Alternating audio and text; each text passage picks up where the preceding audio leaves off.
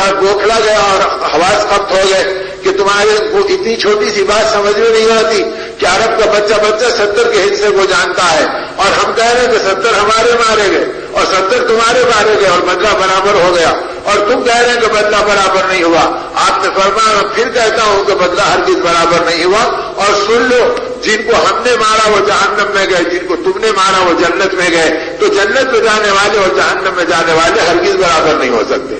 تو یہ موت پر شہادت کی لذت مل رہی ہے اور حیات پر ہدایت کی لذت مل رہی ہے۔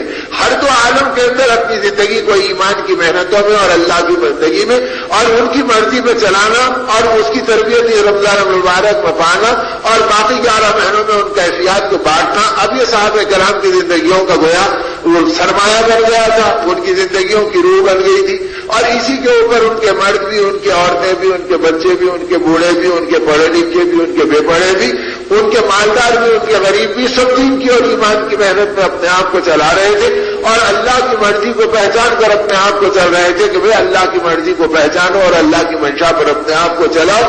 تو پھر ایک ایک آیت نہ صرف ان کی زندگی بدلتی تھی، دوسروں کی زندگی بدلنے کا سبب بن رہا تھا۔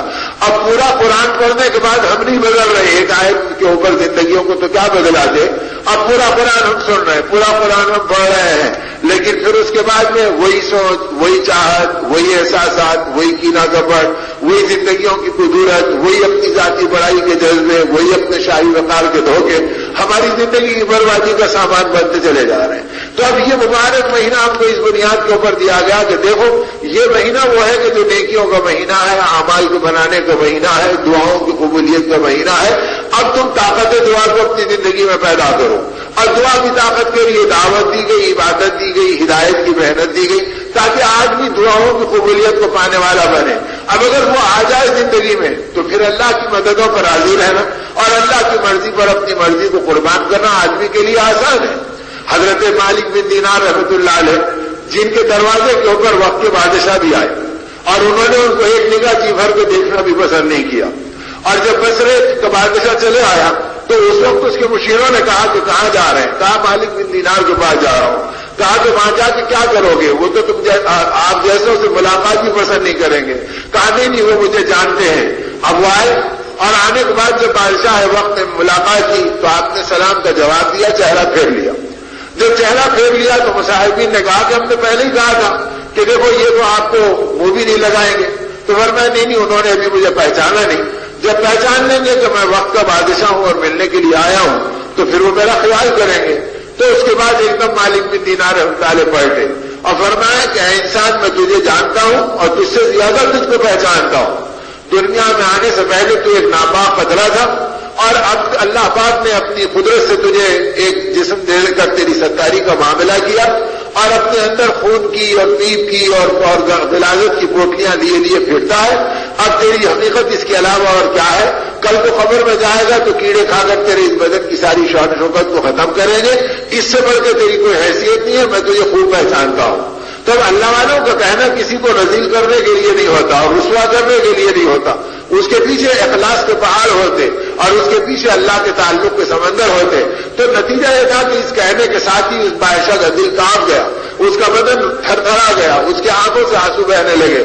اس نے فوراً آپ کے گھٹنے پکڑ لیے اور کہا اے مرد مومن، آج تک مجھے کسی نے نہیں پہچانا، اگر پہچانا تو تم نے پہچانا۔ اب اللہ کے لیے اپنے ہاتھ میں مجھے توبہ کرا دو تاکہ میری زندگی کا دھوکہ ٹوٹ جائے۔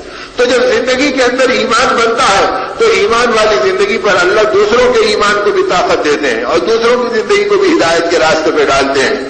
تو ایسے مالک بن دینار رحمۃ اللہ علیہ جن کے دروازوں پہ وقت کے بادشاہ چوکھٹ کے اوپر آ کے چلے گئے تو اور حشم و قدم آپ کے آگے پیچھے لگے رہتے تھے۔ اب آپ جب راستے سے گزرنے لگے تو ایک بڑھیا نے دیکھا تو زور سے پکارا اور کہا او مکار کدھر جا رہے ہو؟ بس اتنا سننا تھا کہ شاگردوں کے اور مریدین کے تو آنکھوں میں خون اتر کے آ گیا، لیکن فوراً مالک بن دینار رحمۃ اللہ علیہ نے اسی طرف دیکھا اور مسکرایا اور ہاتھ اٹھا کے دعا دینا شروع کیا۔ فرمایا اللہ تجھے جزائے خیر دے، میں تیرے احسان کو عمر بھر نہیں بھلا سکتا، تو نے مجھ پہ بڑا کرم کیا، اللہ تیرے ساتھ مدد کرے اور تیرے ساتھ کرم کا معاملہ کرے۔ اب لوگ پریشان ہیں کہ حضرت وہ تو آپ جیسے وہ مکار کہہ رہی ہے اور آپ کا ہے کہ اس کو موسی مان رہے ہیں اور اس کو دعائیں دے رہے ہیں۔ تو فرمایا چپ ہو جاؤ، میرے ساتھ آؤ، میں بتاتا ہوں۔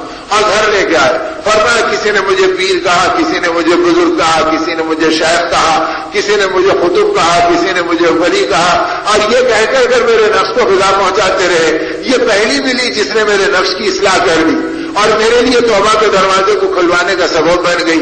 اے اللہ میں اپنے مکر سے تیری پناہ مانگتا ہوں کہ تو میری حفاظت فرما لے. مجھے اللہ سے مانگنے کا موقع مل گیا تو اس نے تو احسان کیا کہ میری تربیت کا سامان کیا. تو جب اللہ کی مرضی پہ اپنی مرضی کو قربان کر گئے تھے تو لوگوں کی گالی گلوچ کو بھی اور ان کی مخالفت پر بھی لذت حاصل کرتے تھے اور اس کے اندر سے بھی اپنی راحتوں کے پیمانے ڈھونڈ لیتے تھے.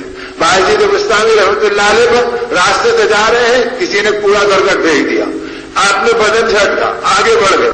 اتنے میں لوگوں نے بتلایا کہ ارے تم کو کیا ہو گیا, پتہ نہیں چلا کہ کس کے اوپر تمہارا کچرا گرا. فرمایا کس پہ گرا؟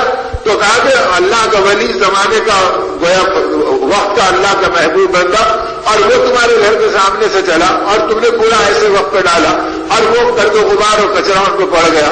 اب یہ دوڑے ہوئے بھاگے گیا اور جا کے کہا کہ حضرت مجھ سے قصور ہو گیا, معاف کرو. تو وہاں حال یہ تھا کہ وہ اپنی کیفیت میں ڈوبے ہوئے تھے اور یہ کہہ رہے تھے اے اللہ تیرا کرم ہے کہ تو نے باعزید کے ساتھ کرم کا معاملہ فرمایا, یہ آپ کے قابل تھا, اس میں رال ڈلا کر معاملے کو ختم کر دیا. یہ کہہ کے شکرانہ ادا کر رہے ہیں. تو ولایت کا راستہ اور ابدیت کا راستہ اور اطاعت کا راستہ, یہ دعوت کے راستے کے خزانے اور دعوت کے راستے کے یہ برکات ہیں. یہ اس وقت ملتے ہیں جب آدمی اللہ کی مرضی پر اپنی مرضی کو قربان کر دے, جس کی تربیت اللہ یہ 30 دن پورے رمضان المبارک میں کرا رہے کہ تم اپنی مرضی کو چھوڑ کر ہماری مرضی پر آ جاؤ, تاکہ تمہاری پوری زندگی جب ہماری مرضی پہ آ جائے گی تو اس کے نتیجے میں ہم تمہاری دنیا بھی بنائیں گے, تمہاری آخرت بھی بنائیں گے. یہ نہیں کہ جو مرضی کو قربان کیا اس کی کچھ بھی نہیں بنے گی, نہیں, یہاں پر بنے گی اور اللہ کی غیبی مددوں کے ساتھ بنے گی. جب غیبی مددوں کے ساتھ بنے گی تو اللہ کی شان نرالی ہے. وہ کسی شکل کے پابند نہیں, وہ کسی نقشے کے پابند نہیں, وہ کسی چیز کے پابند نہیں. وہ ایسے ایسے دیتے ہیں کہ آدمی کی عقل حیران ہو جائے. ایک جماعت آئی اور خواتین و حضرات, ایمان اور روح کی تازگی کے لیے ہمارے یہاں تشریف لائیے. ہمارا پتہ مینار الیکٹرانکس پاور ہاؤس کے سامنے, Kalyan road, Bhiwandi, Maharashtra, India. Mobile number 9823250416 9823250416. Proprietor Mohammad Yaqub Khan Azmi. باعزید بستانی رحمۃ اللہ علیہ پر راستے سے جا رہے ہیں, کسی نے کوڑا کرکٹ بھیج دیا, آپ نے بدن جھٹکا, آگے بڑھ گئے. اتنے میں لوگوں نے بتلایا کہ ارے تم کو کیا ہو گیا, پتہ نہیں چلا کہ کس کے اوپر تمہارا کچرا گرا. فرمایا کس پہ گرا؟ تو کہا کہ اللہ کا ولی, زمانے کا گویا وقت کا اللہ کا محبوب بندہ, اور وہ تمہارے گھر کے سامنے سے چلا اور تم نے پورا ایسے وقت پہ ڈالا اور وہ گرد و غبار اور کچرا ان کو پڑ گیا. اب یہ دوڑے ہوئے بھاگے گیا اور جا کے کہا کہ حضرت مجھ سے قصور ہو گیا, معاف کرو. تو وہاں حال یہ تھا کہ وہ اپنی کیفیت میں ڈوبے ہوئے تھے اور یہ کہہ رہے تھے اے اللہ تیرا کرم ہے کہ تو نے باعزید کے ساتھ کرم کا معاملہ فرمایا, یہ آپ کے قابل تھا, اس میں رال ڈلا کر معاملے کو ختم کر دیا. یہ کہہ کے شکرانہ ادا کر رہے ہیں. تو ولایت کا راستہ اور ابدیت کا راستہ اور اطاعت کا راستہ, یہ دعوت کے راستے کے خزانے اور دعوت کے راستے کے یہ برکات ہیں. یہ اس وقت ملتے ہیں جب آدمی اللہ کی مرضی پر اپنی مرضی کو قربان کر دے, جس کی تربیت اللہ یہ 30 دن پورے رمضان المبارک میں کرا رہے کہ تم اپنی مرضی کو چھوڑ کر ہماری مرضی پر آ جاؤ, تاکہ تمہاری پوری زندگی جب ہماری مرضی پہ آ جائے گی تو اس کے نتیجے میں ہم تمہاری دنیا بھی بنائیں گے, تمہاری آخرت بھی بنائیں گے. یہ نہیں کہ جو مرضی کو قربان کیا اس کی کچھ بھی نہیں بنے گی, نہیں, یہاں پر بنے گی اور اللہ کی غیبی مددوں کے ساتھ بنے گی.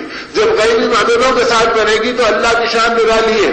وہ کسی شکل کے پابند نہیں, وہ کسی نقشے کے پابند نہیں, وہ کسی چیز کے پابند نہیں. وہ ایسے ایسے دیتے ہیں کہ آدمی کی عقل حیران ہو جائے. ایک جماعت آئی اور 19 روز تک اللہ کے راستے میں ایک جماعت آئی اور مدینہ طیبہ کو واپس لوٹی, اور ایسی حالت میں واپس لوٹی کہ ان پر 19 روز سے فقر و فاقے کی کیفیت آ رہی تھی. وہ پتے چاپ رہے تھے اور وہ کھجور کی گٹلیاں جو تھی وہ بھی ان کی ختم ہو گئی تھی. نبی رحمت صلی اللہ علیہ وسلم کی خدمت افضل میں پہنچے. اللہ کے رسول صاحب نے فرمایا اللہ تمہیں جزائے خیر دے اور تمہارے مجاہدوں کو قبول کرے. ادھر دین کا دوسرا تقاضا آ گیا, میں چاہتا ہوں کہ ادھر سے اس تقاضے پہ چلے جاؤ. صحابہ کرام نے کہا اللہ کے نبی ہم تو آپ کے اشارے پہ مر مٹنے کے لیے تیار ہیں، باقی ہمارا ذوق یہ ہے کہ ہم آپ سے کہہ رہے ہیں کہ اتنے دنوں سے ہم فخر و فاقہ میں چل رہے ہیں اور پتے چاپ رہے ہیں اور کھجور کی گٹلیاں بھی ختم ہو گئی اور اب تو ہمارے پاس پتے بھی نہیں رہے۔ نبی رحمت صاحب نے فرمایا بتلاؤ کہ کیا دعا کروں، کیا اللہ تمہارے لیے کھانوں کا انتظام کر دے تو اللہ پاک تمہیں کھانے دے دے گا، اور تم چاہو کہ میں یہ دعا کر دوں کہ اللہ ان کی بھوک کو طاقت بنا دے اور ان کی پیاس کو راحت بنا دے، تو بغیر پیے کھائے اللہ تمہارے کام بنا دیں گے۔ تو اب صحابہ تو صحابہ تھے اور آقا کے قدموں میں تربیت پائی تھی، کہنے لگے اللہ کے نبی کھانے ملنا، پھر ان کی حفاظت کرنا، پھر ان کو کھانا اور پھر ان کو یاد کرنا، یہ کہاں کی تکلیف ہے ہم کو؟ آپ تو دعا کر دیجئے کہ اللہ ہماری بھوک کو طاقت بنا دے اور ہماری پیاس کو راحت بنا دے۔ آپ نے فرمایا اللہ یہ بھوکے اور پیاسے ہیں تیرے راستے میں جا رہے ہیں تو ان کی حفاظت فرما، ان کی مدد فرما۔ اب یہ صحابہ روانہ ہو گئے۔ صحابہ کہتے ہیں لمبا سفر کر کے آئے ہم کئی دنوں کا، اور جب ہمیں بھوک لگتی ہماری طاقت بڑھ جاتی، جب ہمیں پیاس لگتی ہماری تراوٹ بڑھ جاتی، یہاں تک کہ ہم مدینے کو واپس لوٹے بغیر کھائے پیے، لیکن کھانے والوں سے زیادہ ہماری طبیعتوں میں راحت تھی اور پینے والوں سے زیادہ ہماری طبیعتوں میں تراوٹ تھی۔ تو اللہ پاک تو وہ ہے کہ جب ان کا غیبی نظام کھلتا ہے۔ آج تو میرے دوستوں مشاہدات کی گلابی اور دیکھنے والی شکلوں کے تاثر نے اب اللہ کے غیبی نظام کو تو سوچنے کا موقع بھی ختم کر دیا۔ یقین کا درجہ آگے کا ہے، پانے کا درجہ اس کے آگے کا ہے، اس راستے کی قربانی ہی ہمارے دل و دماغ سے نکل گئی۔ اب جن کو ملی تھی وہ تھے جو رات دن اللہ کی نسبت پر اللہ کے نبی صلی اللہ علیہ وسلم کے ساتھ رہے، تو پھر اس کے نتیجے میں اللہ پاک نے ان کو وہ نعمتیں بھی دی، وہ حوصلے بھی دیے، ایسے حوصلے دیے کہ حضرت طلحہ ابن برا رضی اللہ تعالیٰ عنہ ایک صحابی ہے اور انصاری صحابی ہے اور کم عمر تھے، اور جس وقت حضور پاک صلی اللہ علیہ وسلم مدینہ طیبہ میں داخل ہوئے تو لوگ روزانہ آقا کے انتظار میں آتے اور دن بھر بےتابانہ بیٹھتے اور رات میں مایوس اپنے گھروں کو چلے جاتے کہ آج بھی آقا کے اونٹنی نہیں دکھی اور آقا کا قافلہ نظر نہیں آیا، یہاں تک کہ مبارک دن آیا ہجرت کا کہ نبی رحمت صلی اللہ علیہ وسلم مدینے میں داخل ہوئے، ہر ایک کی تمنا یہ تھی کہ آقا ہمارے گھر پر آ جائیں اور ہمارے گھر مہمان بن جائیں۔ آپ نے فرمایا میری اونٹنی کو چھوڑ دو، یہ جس گھر کے سامنے بیٹھے گی اللہ کا نبی اس گھر کا مہمان بنے گا اور وہی نبی کے میزبان بنیں گے۔ ہر آدمی حسرت سے دیکھتا کہ یہ آگے کو نکل گئی اور میں پیچھے کو رہ گیا، یا اللہ پلٹ کے میرے گھر پہ آ گئی تو اچھا ہے۔ اور یہ چلتے چلتے ابو ایوب انصاری رضی اللہ تعالیٰ عنہ کے گھر کے سامنے بیٹھی۔ حضرت ابو ایوب انصاری رضی اللہ تعالیٰ عنہ نبی رحمت صلی اللہ علیہ وسلم کے پہلے میزبان بنے اور آقا ان کے مہمان بنے۔ تو میرے دوستوں یہ دعوت کا کام جو دین کی محنت اور اللہ کے راستے کی ہجرت ہے، یہ وہ چیز ہے جو اللہ کے نبی صلی اللہ علیہ وسلم کی اونٹنی کی طرح ہے۔ یہ جس کے زندگی کے سامنے بیٹھ جائے اور جس کے دل میں اتر جائے اور جس کو اپنے راستے میں قبول کرا لے، اسے نسبت ابو ایوب انصاری رضی اللہ تعالیٰ عنہ اللہ عطا فرما دیں گے اور اس کی زندگی میں میزبان رسالت کے راستے کی برکتیں اللہ کھول دیں گے اور پھر ان کی نسلوں سے اللہ دین کا اور ایمان کا کام لے لیں گے۔ اب ان میں طلحہ ابن برا بھی ایک انصاری صحابی تھے۔